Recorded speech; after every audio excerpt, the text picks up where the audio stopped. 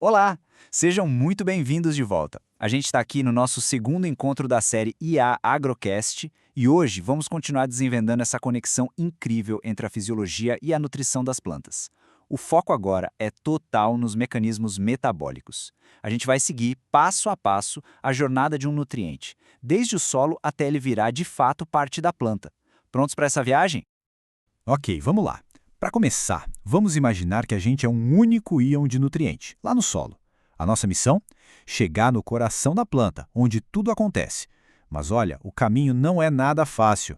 É uma jornada cheia de obstáculos, portões e pontos de controle que a gente vai explorar juntos agora. Então, esse aqui é o nosso mapa. A jornada tem 4 etapas principais. Tudo começa com o primeiro contato com a raiz, depois vem a travessia do córtex, que é um verdadeiro labirinto de células. Em seguida, a gente pega uma carona no xilema, que é o sistema de transporte da planta. E por fim, o grande finale, a assimilação, que é quando o íon se transforma e vira parte da vida. E aqui a gente já encontra o nosso primeiro grande desafio, os portões de entrada da raiz. Atravessar essas camadas externas, sabe, não é simplesmente entrar. A planta funciona como se fosse um castelo super bem protegido, com caminhos bem definidos e regras de acesso muito, mas muito claras. Mas calma, antes mesmo de pensar em entrar nesse castelo, o nosso nutriente precisa chegar até a porta. E no solo ele faz isso de duas maneiras principais.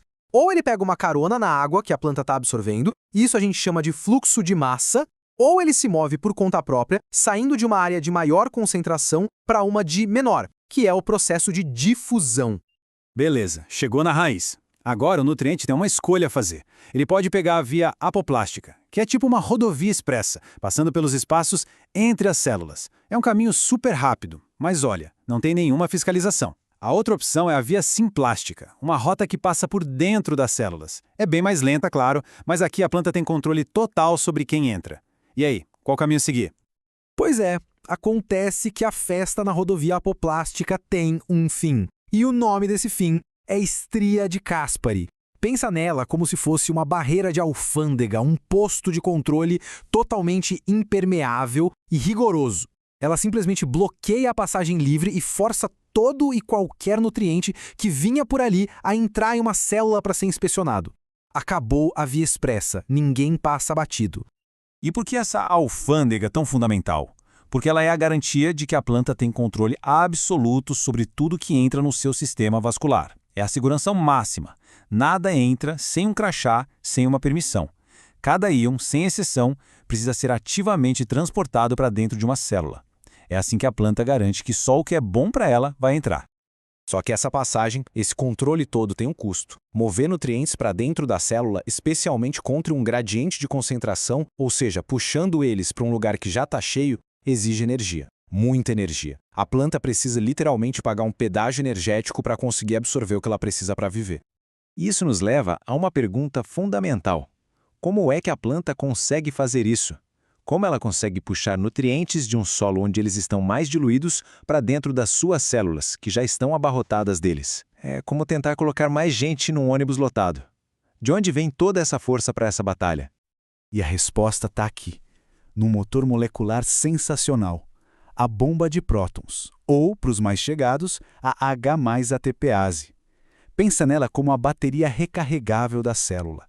É essa bomba que gera e armazena energia que vai alimentar todo o sistema de transporte de nutrientes da planta.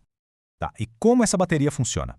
Usando a energia do ATP, a bomba joga íons de hidrogênio, os prótons, para fora da célula. Ao fazer isso, ela cria uma tensão, sabe? Uma diferença de carga elétrica e de pH entre o lado de fora e o de dentro. Essa tensão toda é o que a gente chama de força protomotriz. É pura energia potencial, como se fosse uma mola comprimida prontinha para ser usada. E essa energia da mola comprimida é o que vai acionar os diferentes portões na membrana da célula. Por exemplo, os sim-portadores usam a força da volta dos prótons para arrastar um nutriente junto para dentro. Já os antiportadores fazem uma troca. Um próton entra para que um outro íon possa sair. É um sistema super engenhoso, um verdadeiro balé molecular. Muito bem, nosso nutriente conseguiu passar por todos os portões e entrou. Mas a jornada ainda não acabou. Na verdade, agora começa a fase mais importante de todas, a assimilação. Ele precisa deixar de ser só um íon e se transformar em uma peça útil, um bloco de construção que vai de fato se tornar parte da planta. E essa tabela aqui resume tudo de forma brilhante. O nitrogênio, a gente pode pensar nele como os tijolos da construção, a matéria-prima para as proteínas. O fósforo é a moeda energética, o ATP, o combustível que faz tudo funcionar. E o potássio? O potássio é o maestro da orquestra. Ele não vira parte da estrutura. Ele continua como um íon, regulando dezenas de processos para garantir que tudo corra em perfeita harmonia. Dando um foco rapidinho no nitrogênio, ele passa por uma transformação e tanto. Quando a planta o absorve como nitrato, ele primeiro precisa ser convertido em amônio. Só depois disso é que ele pode ser finalmente incorporado nos aminoácidos através de uma via metabólica super importante chamada ciclo GS-GOGAT. Esse ciclo é basicamente a principal porta de entrada do nitrogênio para o mundo vivo. Agora que a gente já entendeu como os nutrientes entram e são transformados, vamos para a parte talvez mais fascinante dessa história. A gente vai descobrir que os nutrientes não são só comida, eles também são informação. Eles são sinais. E isso nos leva a um conceito incrível, a de que a planta tem uma espécie de cérebro químico. É exatamente isso. Os nutrientes funcionam como mensagens. A planta ativamente lê o que está disponível no solo. Ela sente onde tem mais nitrato, onde está faltando fósforo e usa essa informação para tomar decisões, para direcionar seu crescimento de forma estratégica. Ela não é passiva de jeito nenhum. Olha só esse exemplo fantástico com o fósforo. Quando a planta percebe que ele está em falta, ela não fica esperando. Ela inicia um plano de ação completo. Ela ativa mais transportadores, começa a liberar enzimas para garimpar o fósforo que está preso no solo e, o mais impressionante, ela muda a arquitetura das suas próprias raízes, crescendo mais fininhas e longas para explorar melhor o solo. E essa inteligência não para por aí. Um outro exemplo é com o nitrato. A presença de nitrato numa certa região do solo não só serve de alimento, mas também conversa com os hormônios da planta, como a auxina. E qual o resultado? A planta é estimulada a crescer mais raízes laterais exatamente ali onde tem mais comida. O crescimento não é aleatório, ele é direcionado. Ao final dessa nossa jornada, fica muito claro que as plantas estão longe de ser organismos passivos. Elas estão num diálogo constante e complexo com o ambiente. E isso tudo nos deixa com uma pergunta muito poderosa para refletir. Se os nutrientes são a linguagem que a planta entende, como é que nós podemos nos tornar mais fluentes nessa língua?